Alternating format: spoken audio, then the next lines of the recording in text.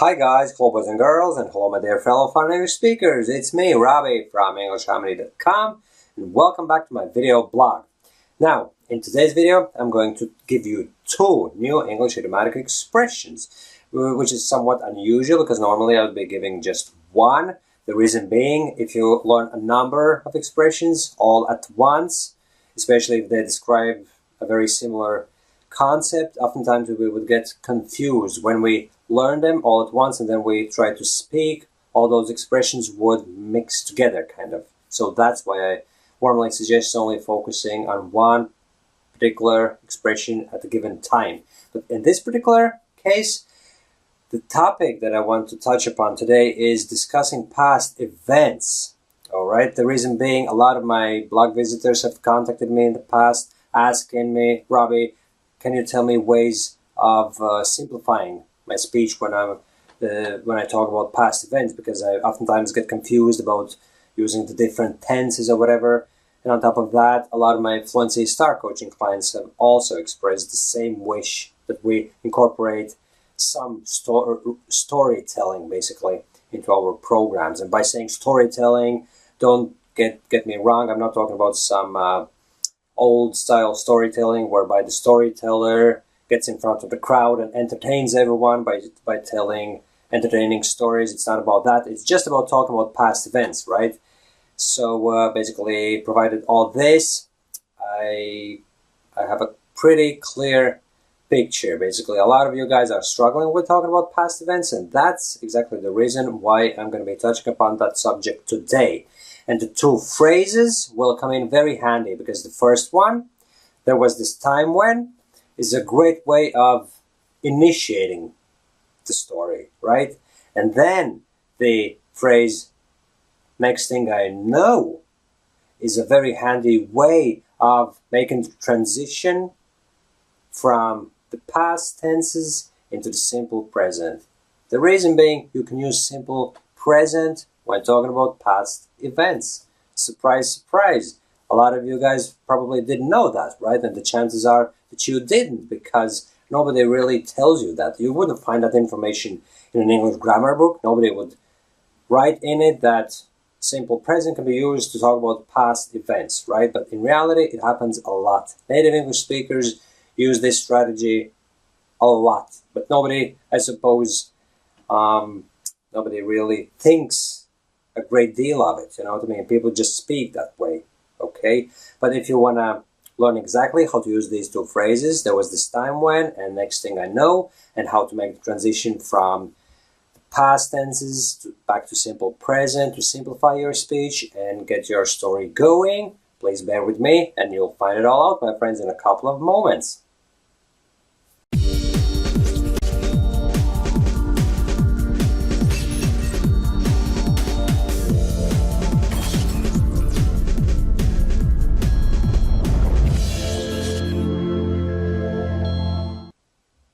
Hi my friends, and welcome back. So here's the first story. Basically today you're going to be getting three stories involving three different ways of using these expressions. So there was this time when I was, as a matter of fact, I was very young. It must have been like 20 years ago or something.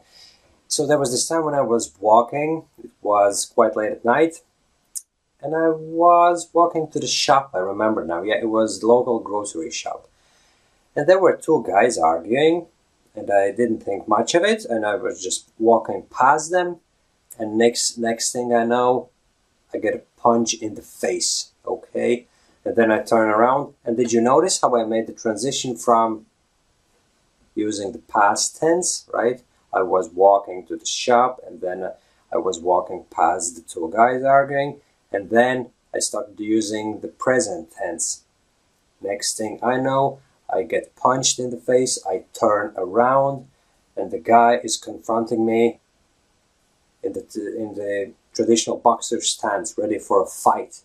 And thankfully, his friend jumped in between us and dragged the guy away, apologized, and he said that that guy was having a big argument with his wife or something, and he's not himself really, right? So he apologized to me, and I just let the matter go, and I continued on my way to the grocery shop. And did you notice how I went back to the past tense, right?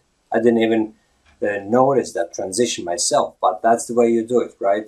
You start the story by saying, there was this time when, and then you use simple past or progressive past, depending on what kind of action you're actually describing. I was walking to the store. Obviously, it's progressive, right? It's I was walking, not that I just walked. Okay. But anyway, then I said, next thing I know, sorry, and then I made the transition into the simple present, and that's exactly the way you can do it, guys. It will simplify your speech big time, right? That was the first example. And the next example is going to be, oh yeah, there was this time, again, grocery store. For some reason, I picked two stories that involve going to the shop. There has to be something about those grocery shops, right? Anyway, there was this time when I was walking to the grocery shop with my dog. And as I oftentimes did back in the day, I just left him out. Oh no. I remember now. My memory is not what it used to be, my friends, right? So forgive me for constantly changing my story, but that's the way it happened. I thought that I left the dog outside, which I didn't. I just stayed outside with the dog, and my kids went into the shop, basically. It was me with my daughters, and a friend of theirs as well, if I'm not mistaken. And then, next thing I know, this guy comes over with his dog, and pits his dog against mine. And this crazy fight breaks out. And I was like, what on earth is going on? I was totally taken aback.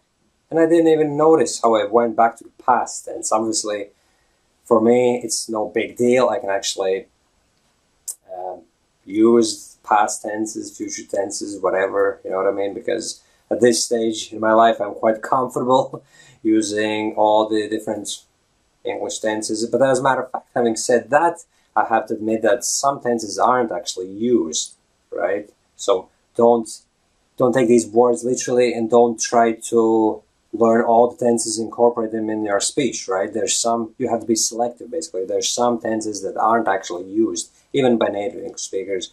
But what I'm getting at is that at this stage in my life, I'm quite fluent, I'm quite comfortable with using different means of expression and talking about past and present and future, whatever. It's no big deal to me. But if you struggle with that, after the phrase next thing I know, you can definitely keep using the present tense throughout the rest of the story, basically, right?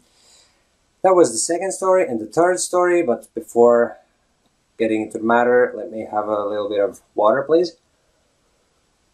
Because my mouth is getting dry, right? Now, the last story is going to be about what my wife experienced. There was this time when she was driving to her work, and the roads were blocked for some reason. There was some sort of a military activity in the area or something, I'm not really sure. The simple fact of the matter is that there's an army base nearby, so they might have closed the roads for some reason or another. So she had to drive around through some back road to get to her work, right? And then she's driving there, and this guy drives towards her. And next thing she knows, this guy suddenly tries to make a U-turn and cuts her off.